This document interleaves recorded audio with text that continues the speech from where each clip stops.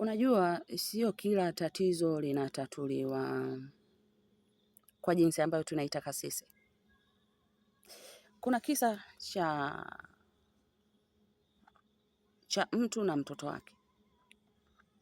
Sisi wanadamu tumezoea kwamba kwa sababu baba aliishi hivi basi na mimi nitaishi hivi. Awe ni baba mzazi, awe ni baba mlezi, awe ni baba wa kiroho. Tunapenda kuwaiga.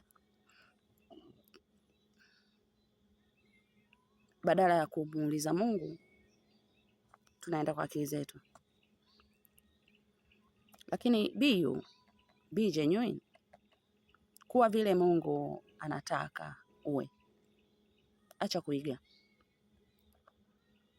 Why are you copying and pasting? Lini utakuwa wewe? Ukisoma Mwanzo 12 mstari wa 10 na kuendelea. Kuna mtu anaitwa Abrahamu ambaye alikuja kubadilishwa jina akaitwa Abraham. Katika nchi yao kulitokea njaa. Mungu alimpa kibali cha kwenda Misri.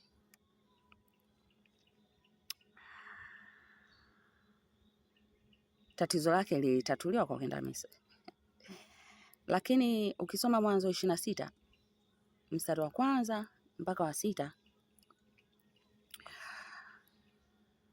kuna mtoto wa Abrahamu anaitwa Isaka. Isaka alitaka kwenda Misri, Mungu akamwambia usiende Misri. Nenda kwa Gerari, Filisti. Kwa hiyo Isaka akaenda kwa Filisti. Tatizo ni hili moja, njaa. Lakini limetatuliwa kwa njia mbili tofauti. Kwa kutumia nchi mbili tofauti, kwa kutumia wafalme wawili tofauti.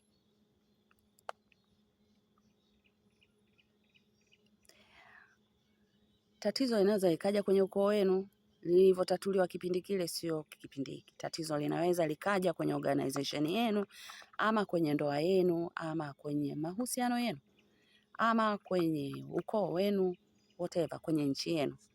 Mlivyotatua kipindi kile, sivyo mtakavyotatua kipindi hiki.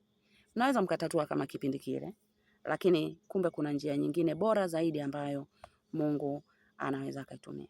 Na matokeo ya kufanya vile tunataka sisi siku zote haiwi bora, ila tukimruhusu Mungu akatupa suluhisho, it is the best. Sio kila njaa inatatuliwa kwa kwenda Misri.